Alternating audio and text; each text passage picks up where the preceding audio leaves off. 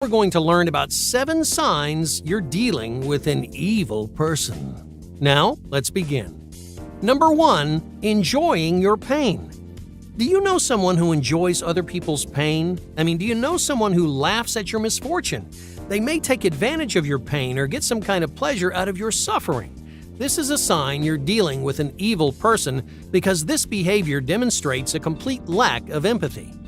Empathy is your ability to walk in another person's shoes. If someone experiences pain or hardship, you can imagine how hard their life must be and you sympathize with their pain. But someone without empathy makes no effort to understand others. In fact, they actively enhance or increase others' pain through criticism, cruelty, or even physical aggression. If you know someone who lacks empathy, they may be a bad person, but they may also be something else. A lack of empathy is one of the most commonly cited elements of psychopathy. Psychopathy is a personality disorder characterized by egotistical thoughts, antisocial behavior, and of course, a lack of empathy. Not all psychopaths are bad or evil people. No, many learn to live normal lives. But when a psychopath enjoys the pain of others, they can become evil and dangerous. A dangerous lack of empathy takes many different shapes. Maybe they stab you in the back by betraying your trust. Maybe they leave you out to dry when you're counting on them the most. Or maybe they use your secrets to tear you down and control your life. In all of these situations, an evil person is happily throwing salt into your wound. Ouch! So don't spend your time with people who enjoy hurting you or other people, because that lack of empathy means you're dealing with an evil person. Number 2, avoiding all responsibility. Does your friend avoid responsibility? Do they pass the blame when anything goes wrong? This avoidant and irresponsible behavior is a common sign of a selfish, evil personality. Just think about the last time you messed up. Maybe you made a careless mistake at work. How did you feel afterwards? Guilty, embarrassed, apologetic? After messing up, good people take responsibility for their mistakes and they take steps to redeem themselves. But evil people do exactly the opposite. If an evil person makes a mistake, they avoid responsibility altogether. In their minds, they can't do anything wrong. They can't be the one at fault, so they freely blame and attack others for their own mistakes. They don't feel guilty, they don't feel embarrassed or apologetic. They make no effort to redeem themselves, and they don't apologize to the people who were affected by their mistake. Instead, they play the victim. They act like someone else did this to them, and they avoid responsibility altogether. Number 3, cruelty to animals. Do you know someone who's mean to animals? Maybe they mistreat their own pets, or they push away your pets every time they try to say hello. Some people like animals more than others. Some adore pets, cuddling and talking to them like they're people. Others acknowledge their animals, but largely give them space. But only a select few people ignore or senselessly bully animals. This behavior is a common sign of something evil inside them. So why does bullying animals make you evil? Well, because animals are living things just like we are. We connect with them in the same way we connect with other human beings. Just imagine playing with your dog after a long day at work or listening to your cat purr on your lap. Both of these encounters relieve our stress, release feel-good hormones in the brain, and they make you feel loved. When someone is cruel to animals, they show a disregard for the living. That cruelty demonstrates a non-existent connection to other living organisms. In other words, this person lacks the empathy to identify with another living, breathing creature. Or maybe they're just too egotistical to care. Either way, pay attention when someone you know is cruel to animals. Whether this person is hurting their dog or throwing rocks at squirrels, animal cruelty is a telltale sign of something evil. Number 4, profitable deception. Everyone is told a couple of white lies in their lives. Sometimes you lie to spare someone's feelings or save them from pain. Other times you do it to get yourself out of trouble or avoid unnecessary conflict. But evil people don't lie for the benefit of others. Instead, they lie actively and often to benefit themselves. Deception and manipulation are common signs of a psychopathic personality. In fact, deception and manipulation are common in every corner of the dark triad. The dark triad describes 3 major personality disorders: narcissism, Machiavellianism, and psychopathy.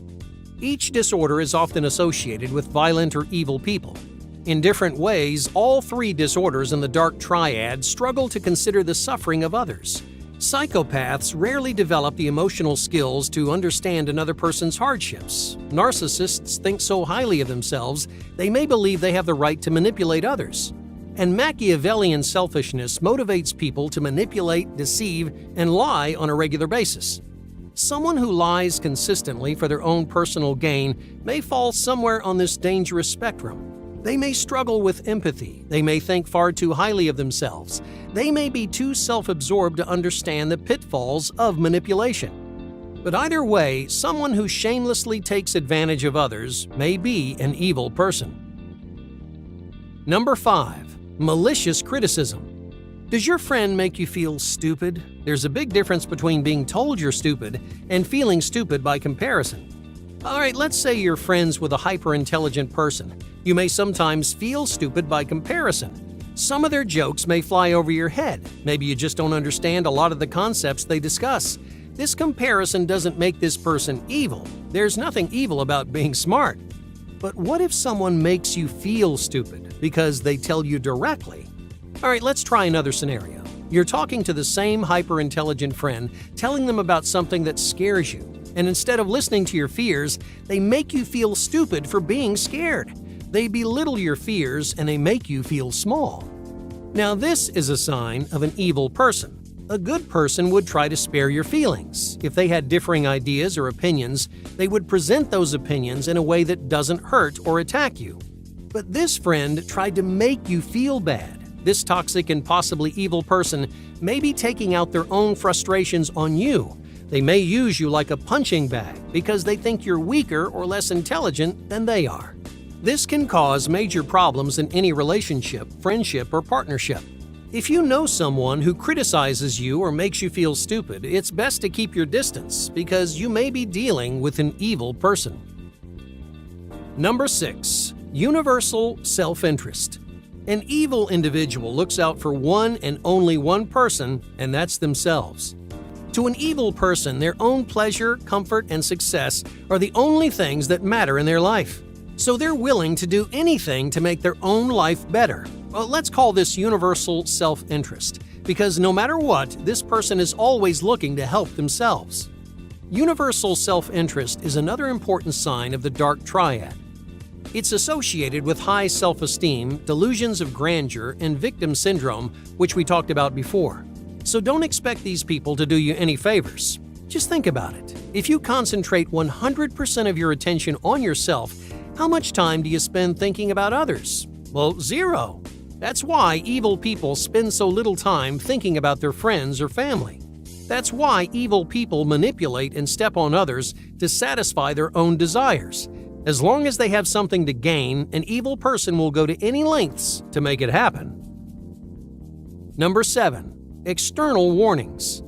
Have you ever been warned that a partner or friend is a bad person? Has anyone ever told you to keep your distance, even though this person seems great on the outside? Here's the biggest problem with many of these vindictive personality types. They're great at covering their tracks. They can pretend for long periods of time to be your best friend or perfect match. They pretend to care, listen, and guard your trust. But when it benefits them the most, these same people will stab you in the back. In many cases, we become infatuated with this person's best qualities, so we ignore the red flags. We let their lies go unpunished. We allow them to manipulate or control us. We swallow their criticisms and let it affect us internally. Evil people are easy to recognize on the outside when you're unattached and uninvested, but on the inside, it's difficult to tell the difference. So listen to what other people are trying to tell you. If this person is doing something evil to you, they've likely done evil things before. Pay attention to the input of friends, family, and even their past partners. If everybody raves about how great and considerate this person is, then you probably have nothing to worry about. But if other people warn you about getting too close, then you may be dealing with someone who's worse than you realize.